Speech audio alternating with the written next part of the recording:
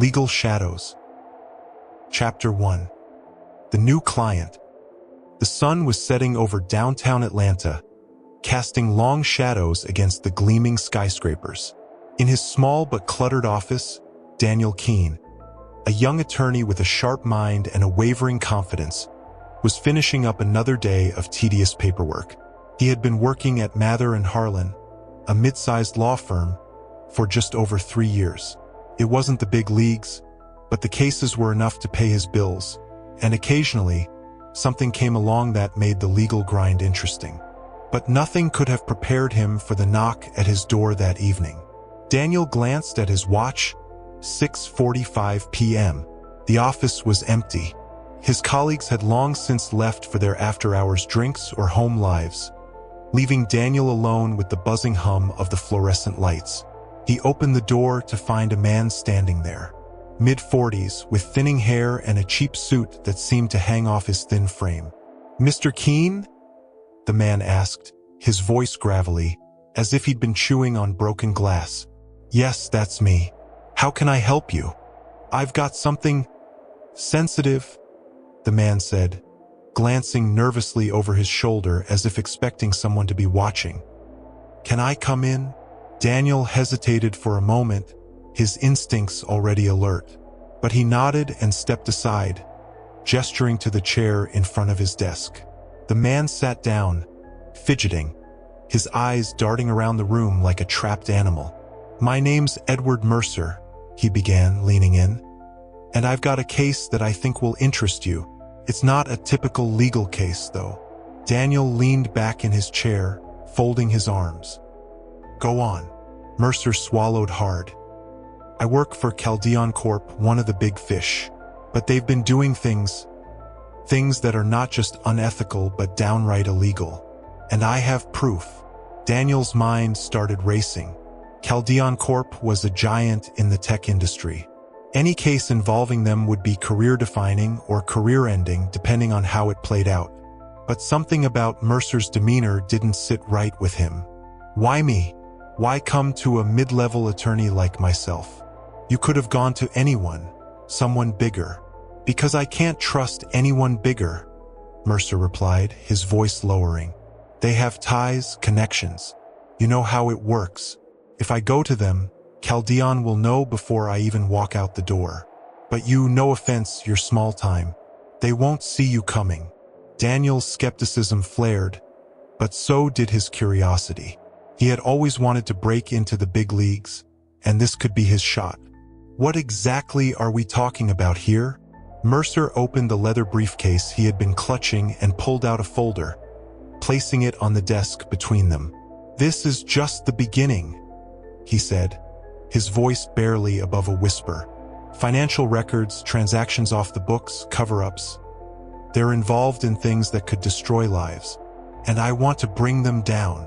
Daniel reached for the folder, but Mercer's hand shot out, gripping it tightly. "Once you see this, there's no turning back. They'll come after you, too." Daniel hesitated, then slowly withdrew his hand. His heart was pounding in his chest, the weight of the decision pressing on him. "I need to think about this," he said, leaning back. Mercer nodded, his face taut with tension. "Just don't take too long. We don't have much time." As the door closed behind Mercer, Daniel stared at the folder on his desk, knowing that opening it could change everything. His phone buzzed on the desk, startling him. A text from an unknown number. "Be careful who you trust." What's inside the folder? Subscribe and share to follow Daniel's dangerous dive into the corporate shadows. Chapter 2. The Offer. The folder remained untouched for the next hour as Daniel paced around his office. His mind was flooded with possibilities. On one hand, Mercer could be a paranoid whistleblower with delusions of grandeur. But on the other hand, if he was telling the truth, this case could launch Daniel's career into a new stratosphere. But the text message had sent chills down his spine. "Be careful who you trust." Someone new. Was it Mercer himself?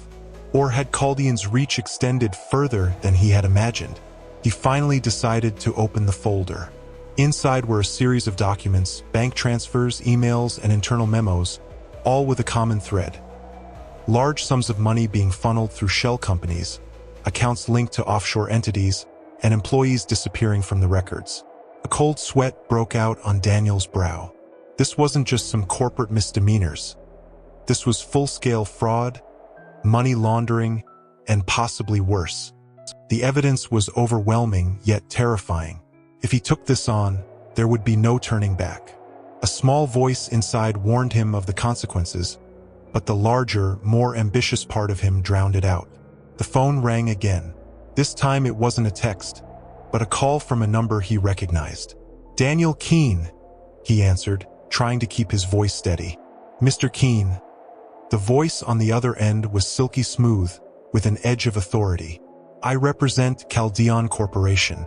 We understand you've had a recent interaction with one of our former employees, Edward Mercer. We'd like to make sure this matter doesn't get blown out of proportion." Daniel's heart skipped a beat. How had they found out so quickly? He gripped the phone tightly. "I'm not sure I understand what you mean." "Come now, Mr. Keene. Let's not waste time. We'd like to make you an offer. A substantial one, if you agree to forget this nonsense Mercer has brought to your attention. We'll make it worth your while. You've got potential, Mr. Keene, and we wouldn't want to see that wasted over something as trivial as this." Daniel sat in stunned silence. The offer was tempting, more than tempting. It was a lifeline to an easy, luxurious future. But the thought of Mercer's desperate face, the damning evidence in the folder, and the unknown threats from whoever had texted him weighed heavily. "I'll need time to consider your offer," Daniel finally replied, his mouth dry. The voice on the other end chuckled. "Of course. Just remember, Mr. Keene, opportunities like this don't come twice. We'll be in touch." The call ended abruptly. Daniel put the phone down, feeling as if the walls of his office were closing in on him. What had he gotten himself into? What will Daniel choose? Justice or security? Hit that subscribe button and share to see where this case goes next. Chapter 3. The Threat. Daniel woke the next morning with a feeling of unease gnawing at him.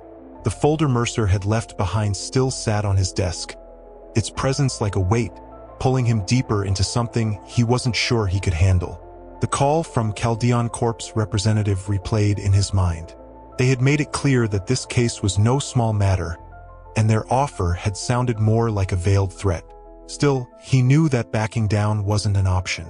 If the evidence Mercer had given him was real, Caldeon wasn't just involved in shady deals. They were committing crimes that could topple an empire, and they would do anything to protect it. Daniel left his apartment early and headed to the office, hoping to clear his head before making any decisions. As he walked through the dim, quiet corridors of the building, he noticed something unusual. His office door was ajar. He was certain he had locked it the night before. His heart rate quickened. Slowly, he pushed the door open and stepped inside. The room looked untouched at first glance. Papers still strewn across his desk, the chair in the same position. But then he noticed the folder. It was gone. Panic surged through him. The only copy of the damning evidence Mercer had given him was gone, and with it, his only leverage. He quickly scanned the room, opening drawers, checking under piles of documents, but it was nowhere to be found. Daniel's mind raced. Could it have been Caldeon? Had they already started moving against him? He fumbled for his phone and dialed Mercer's number. It rang and rang, but no one picked up. Suddenly, his phone buzzed in his hand with a text from the same unknown number as before. "Stay away from this, Keene, or you'll regret it." His stomach dropped. This wasn't just about a corporate scandal anymore. It was personal, and he was being watched. The logical part of him screamed to walk away, to drop the case and pretend none of it had ever happened. But another part, the part of him that had become a lawyer to make a difference, wouldn't let go. He had to find Mercer. Daniel grabbed his coat and rushed out of the office, heading for Mercer's address, which had been included in his initial paperwork. As he drove through the busy Atlanta streets, his mind kept returning to the thought that maybe Mercer was in even more danger than he had let on. When he arrived at the rundown apartment building, Daniel's sense of dread deepened. The place looked like it had seen better days, decades ago. He climbed the narrow staircase to Mercer's floor and knocked on the door. No answer. He knocked again, louder this time. Still nothing. His pulse was racing now as he tried the doorknob. It was unlocked. Slowly, Daniel pushed the door open, stepping into the darkened apartment. The air was thick with the smell of stale cigarettes and dust.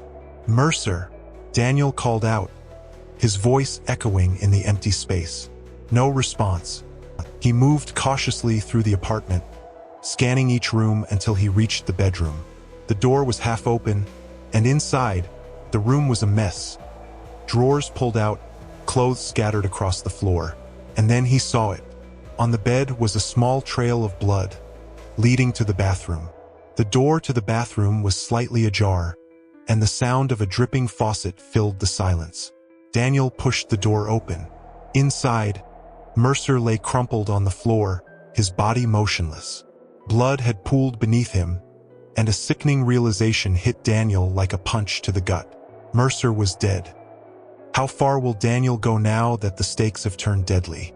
Don't miss what happens next. Subscribe and share to keep up with the twists. Chapter 4. Into the Abyss. Daniel stumbled back from the bathroom, his mind reeling. Mercer's death wasn't just a coincidence. This was a message. Caldeon had moved quickly, too quickly. Panic clawed at his throat, but he couldn't afford to lose control. Someone had to know Mercer had been trying to expose Caldeon. And now that Daniel was involved, he was next on their list. He hurried out of the apartment, leaving everything untouched. As he descended the staircase, his hands were trembling. The legal world he had known, depositions, cross-examinations, motions, felt like a distant memory. Now he was in something darker, something deadly. Back in his car, Daniel gripped the steering wheel, trying to calm himself. He had two choices: walk away and pretend none of this had ever happened, or keep digging and risk ending up like Mercer. The thought of Caldeon's call echoed in his mind. "We wouldn't want to see your potential wasted." They had been watching him the whole time. But if he ran now, they would know he was scared, and running didn't guarantee safety. It just meant they would eliminate him more quietly. He needed to think fast and smart. Daniel pulled out his phone and scrolled through his contacts until he found the name he was looking for. Jenna Harper. Jenna was an investigative journalist, one of the few people he knew who had the guts to take on a case like this. If anyone could help expose Caldeon and protect him, it was her. He dialed her number. "Daniel," she answered, surprised. "It's been a while." "I don't have time to explain," Daniel said, his voice tight with urgency. "I need your help. Can we meet somewhere?" There was a pause on the other end, then a sigh. "All right, where?" "Someplace public. How about Brighton Park in an hour?" "Fine, but you better tell me what's going on," Jenna replied. Daniel hung up and started the car. As he drove to the park, he couldn't shake the feeling that someone was watching him.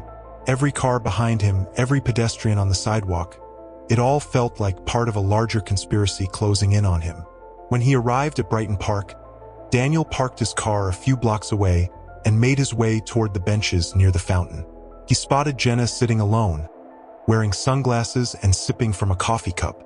She was sharp, tenacious, and had a nose for uncovering corruption. "Daniel," she said, looking up as he approached. "You look terrible. What's going on?" Daniel sat down beside her and leaned in, keeping his voice low. "I've stumbled onto something big. Bigger than anything I've ever been involved in." "How big?" "Caldeon Corp big." Jenna raised an eyebrow, intrigued. "Go on." "They're laundering money, covering up illegal activities. I had a source, a whistleblower, but now he's dead. And I'm next if I don't figure out a way to expose them." Jenna's expression turned serious. "You're not joking, are you?" Daniel shook his head. "I wish I was." What's next for Daniel as the net tightens? Subscribe and share to keep up with the shocking developments. Chapter 5. Chasing Shadows. Jenna sat in silence for a moment, processing Daniel's words. She was no stranger to danger. Her career as an investigative journalist had seen its share of threats and close calls, but the look on Daniel's face told her this was different. Caldeon Corp was a titan, and going up against them meant risking everything. "All right," she said finally, her voice steady. "First, we need to find out exactly what they have on you. If they're watching you, they've already started moving. We need to stay ahead of them." Daniel nodded, relieved to have her on his side. "I have some of the evidence Mercer gave me." "Well, I did, but someone broke into my office and took the folder. That's why I need your help." Jenna's brow furrowed. "That's not good. If they have the folder, they'll use it to discredit you or worse. Do you have anything else? Copies? Digital backups?" Daniel shook his head. "It was all in that folder. The only proof I have left is my word." Jenna sighed. "Then we're going to need more than just your word to bring these guys down. You said Mercer had documents? Financial records, emails? There's got to be a digital trail. No one moves that kind of money without leaving traces." Mercer mentioned offshore accounts, shell companies, but he didn't tell me much before they got to him. "Then that's where we start. If we can trace the money, we'll have leverage. I know someone who can help with that. Someone who's good at finding things that aren't meant to be found." Daniel raised an eyebrow. "Who?" Jenna's lips curved into a small, confident smile. "A hacker. He's a bit unconventional. But if anyone can dig into Caldeon's dirty laundry, it's him." Daniel felt a surge of hope. "All right, let's do it. The sooner, the better." Jenna nodded and stood up, brushing off her jacket. "I'll contact him. Meet me at my office later this evening. And Daniel, be careful. If they're watching you, don't do anything out of the ordinary. Stay low." Daniel agreed, though his nerves were already on edge. As he left the park, he couldn't shake the feeling that eyes were on him. He scanned the area, trying to look casual, but every car, every pedestrian seemed like a potential threat. Caldeon had eyes everywhere, and if they were this close, it wouldn't take long for them to make their next move. He returned to his car, driving aimlessly for a while before heading back to his apartment. The small space felt suffocating now, and the paranoia gnawed at him. He pulled the blinds closed, leaving just enough light to see by. Sitting down on his couch, he stared at his phone, half expecting another threatening message to appear at any moment. But instead, the phone remained silent. Hours passed, and as the sun dipped below the horizon, Daniel's anxiety grew. He was supposed to meet Jenna at her office soon, but every minute that passed felt like a countdown to something terrible. Finally, he decided to leave, taking the back stairs of his apartment building to avoid being seen. He took a longer route to Jenna's office, winding through side streets and alleys, constantly checking his rearview mirror for signs of a tail. When he finally arrived at Jenna's office building, it was nearly dark. Jenna met him inside, her face set with determination. "He's ready," she said. "Let's get to work." Daniel followed her to a small, windowless room in the back of her office, where a man sat hunched over a laptop, fingers flying across the keyboard. He was younger than Daniel had expected, with disheveled hair and a hoodie pulled over his head. The glow from the screen reflected off his glasses as he worked. "This is Troy," Jenna introduced him. "He's the best at what he does." Troy barely glanced up, muttering a quick, "Hey," before turning his attention back to the screen. "Any luck?" Jenna asked, leaning over his shoulder. Troy nodded. "I'm in. Caldeon's got layers of encryption, but nothing I can't handle. Give me a few more minutes, and I'll pull up the financials." Daniel's heart raced. This was it, the moment they might finally get the evidence they needed to expose Caldeon. He watched as Troy's fingers danced over the keys, the screen flickering with lines of code and data. Suddenly, Troy's movements stopped, and his expression darkened. "Whoa!" Jenna frowned. "What is it?" Troy leaned back in his chair, eyes wide. "This is bigger than I thought. We're talking billions, laundered through dozens of shell companies across multiple countries. And that's just the surface." Daniel felt a chill run down his spine. "Can you trace it? Prove it's connected to Caldeon?" Troy nodded slowly. "Yeah, but we're going to need more time. This kind of money doesn't just move without people noticing. If they find out we're onto them, they'll shut everything down, and fast." Jenna crossed her arms, her mind working through the possibilities. We'll need to move quickly. Get as much as you can, Troy, but don't get caught. Troy smirked, typing faster. Don't worry, they won't even know I was here. As Daniel watched the information unfold before him, he realized just how deep he had fallen into the shadows. Mercer's death was only the beginning. Now, it was up to him and Jenna to expose Caldeon's corruption before the corporation could silence them both. What secrets will Troy uncover next? Don't miss the shocking revelations. Subscribe and share to follow the unraveling conspiracy. Chapter 6. A dangerous discovery. Troy worked with an intensity Daniel had never seen before, the clatter of his keyboard filling the room. Each keystroke pulled them closer to the truth, but Daniel couldn't shake the feeling that every second spent in that darkened office increased the danger around them. Caldeon wouldn't just sit back and let this happen. They had already proven how far they were willing to go. Finally, Troy leaned back, a satisfied grin spreading across his face. Got it. I'm pulling the files now. Daniel stepped closer, his heart pounding as he stared at the screen. Lines of data flashed by, account numbers, transactions, names of businesses that were clearly fronts for something larger. Troy clicked through them with practiced ease. There's your proof, Troy said, pointing at the screen. These accounts trace back to Caldeon's board members. They're funneling money through shell companies in the Cayman Islands, Switzerland, Singapore. This is a full-scale operation. They've been laundering billions for years, and from the looks of it, they've got some powerful friends in high places. Jenna leaned over Troy's shoulder, scanning the data with a sharp eye. This isn't just money laundering, she muttered. Look at these names. Politicians, law enforcement, even media executives. They've got everyone in their pocket. Daniel's stomach turned. This was bigger than he had ever imagined. Caldeon wasn't just a corrupt corporation. They were part of a network that spanned governments, corporations, and institutions. And now that Daniel had uncovered their secret, he was a marked man. Can you download everything? Jenna asked, her voice urgent. Troy nodded, already transferring the files onto a secure drive. I'm on it, but we need to move fast. The second I accessed these files, their system started throwing up flags. They know someone's in the network. Daniel felt the tension ratchet up several notches. How long do we have? Not long, Troy replied. I've scrambled the connection, but once they figure out the breach, they'll trace us back here. We've got minutes, maybe less. Jenna grabbed her bag, her movements swift and calculated. We need to get out of here now. Troy, grab everything. Daniel, you too. They moved quickly, gathering their things as Troy finished the download. As they left the office, Daniel's mind was racing. They now had the evidence, enough to bring down Caldeon and expose the corruption. But getting that information to the right people without getting killed was another story. They rushed through the back exit, making their way to the parking lot. The night was thick with tension, the air heavy with the knowledge that they were being watched. Daniel scanned the shadows, half expecting someone to step out with a gun pointed at them. As they reached Jenna's car, Troy handed Daniel the drive. This is it, he said, his voice serious.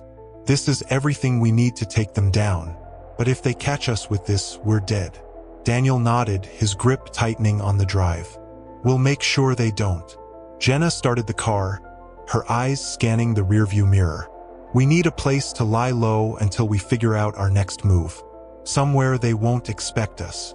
I know a place, Daniel said, his mind immediately going to an old friend from law school who owed him a favor. It's out of town, remote. We'll be safe there for now. As they pulled out of the parking lot, Daniel felt a mix of fear and determination swelling inside him. They had the evidence, but they were now being hunted by one of the most powerful corporations in the world. Suddenly, a pair of headlights appeared in the distance, speeding toward them. Daniel's pulse quickened. Jenna, is that car following us? Jenna glanced in the mirror. Hang on. The car behind them accelerated, closing the distance fast. Jenna swerved onto a side street, her hands steady on the wheel. The pursuing car followed, its headlights glaring into their rearview mirror. They found us, Troy muttered, his voice tense. Daniel turned to look, adrenaline coursing through him. The car was gaining on them and it wasn't backing off. They were running out of options. "Hold on," Jenna shouted, yanking the wheel hard. The car screeched as she took a sharp turn, trying to lose their tail in the maze of backstreets. But the pursuing car wasn't slowing down, it was locked on them. In a split second, the sound of gunfire erupted, shattering the back window. Daniel ducked instinctively, his heart racing. "They're shooting at us." Jenna's face was set in grim determination as she pushed the car harder, swerving through traffic to avoid their attackers. The situation had escalated beyond anything Daniel had expected. This wasn't just about gathering evidence anymore, it was about survival. As they sped down the darkened streets, the headlights behind them continued their relentless pursuit. The night was alive with danger, and Daniel knew there was no turning back now. Will they escape the deadly pursuit? Subscribe and share to follow the thrilling conclusion of their fight for survival. Chapter 7. The Final Move. Jenna's knuckles were white on the steering wheel as the car sped through the narrow streets, weaving between traffic with terrifying precision. The gunshots had stopped, but the car behind them remained relentless, closing the gap with every second. Daniel's heart raced as he glanced back, watching the shattered glass of the rear window reflect the glaring headlights. "We can't outrun them like this," Daniel shouted, gripping the seat as Jenna took another sharp turn. "We need to lose them now." Troy was in the back, furiously working on his laptop despite the chaos. "If we can get to a parking garage or somewhere with cover, I can jam their signals. But we need to get off these open roads." Jenna nodded, her eyes scanning the streets. "Hold on, I've got an idea." She swung the car into a side alley, tires screeching as they narrowly avoided scraping the walls. The pursuing car followed, relentless, but Jenna didn't slow down. Up ahead, Daniel saw the entrance to an underground parking garage. Jenna gunned the engine, speeding toward it. As they shot into the dimly lit garage, the narrow space forced the pursuing car to slow down. Jenna took advantage, darting around a corner and slamming the brakes behind a concrete pillar. "Get down," she hissed, cutting the engine. For a tense moment, the only sound was the rapid breathing of the three of them in the darkness. The pursuing car crept into the garage, its headlights casting long shadows as it searched for them. Daniel's pulse pounded in his ears, every fiber of his being screaming at him to run, to hide, to fight back. But they had no choice but to wait. Troy, crouched low in the back seat, began typing again. "I've almost got it. Just a few more seconds." The car moved slowly past them, the engine idling menacingly as the driver clearly searched for any sign of movement. Daniel held his breath, praying the darkness would cloak them long enough for Troy to finish whatever he was doing. Suddenly, the garage lights flickered and died, plunging them into complete darkness. "Got it," Troy whispered triumphantly. "Their signals are jammed. They can't track us electronically anymore." The sound of the pursuing car revving its engine echoed through the garage. Without its tracking systems, the car was searching blindly. Jenna motioned for them to stay low as the headlights swept past their hiding spot once more, illuminating only empty space. Finally, after what felt like an eternity, the car roared out of the garage, tires screeching as it sped away. Jenna exhaled a long breath, her grip on the wheel relaxing for the first time since the chase began. "We're clear for now." Daniel sat up, still shaken. "We need to move fast. It's only a matter of time before they find us again." Troy pulled out the secure drive from his laptop and handed it to Daniel. "Everything we need is on here. It's time to go public."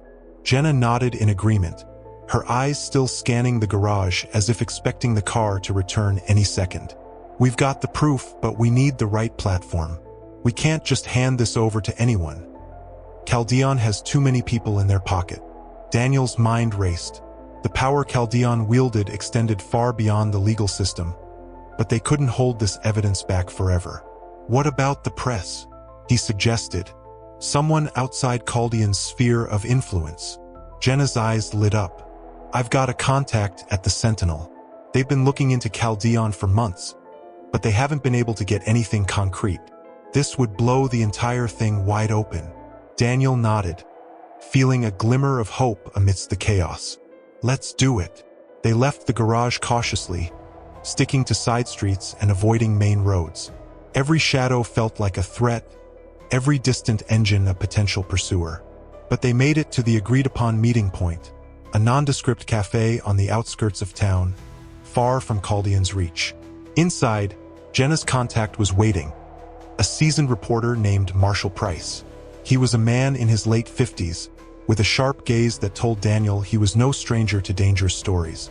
They sat down at a corner table, handing him the drive with everything they had uncovered. Marshall plugged it into his laptop, his face growing more serious with every file he opened. When he finally looked up, there was a fierce determination in his eyes. This is it. This is the kind of evidence that brings companies like Caldeon to their knees. But we don't have much time, Jenna warned. They've already killed once. If they find out we've gone public, they'll come after all of us. Marshall nodded grimly. I'll start running the story immediately. We'll release everything at once. Documents, names, transactions. The public won't be able to ignore this. For the first time in days, Daniel felt a weight lift from his shoulders.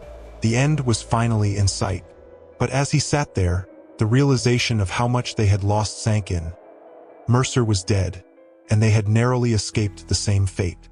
The battle wasn't over, but they had struck a blow Caldeon wouldn't recover from easily. Marshall stood, his expression serious. Stay off the grid for the next few days. When this hits, Caldeon's going to come crashing down. But they won't go quietly. Daniel nodded. We'll be ready. As Marshall left the cafe, Jenna leaned back in her chair, finally allowing herself a small, tired smile. We did it. Daniel exhaled deeply, feeling the tension that had gripped him for so long begin to ease. Yeah, but it's not over yet. Jenna gave him a knowing look. No, but they won't be able to hide in the shadows anymore. We've brought them into the light. The next few days would be critical, but for the first time since Mercer had walked into his office, Daniel felt a sense of purpose. They had taken on one of the most powerful corporations in the world, and won. For now, that was enough. Will Caldeon fight back? Or is this the end of their reign? Subscribe and share to follow the fallout of Daniel's explosive case. The end.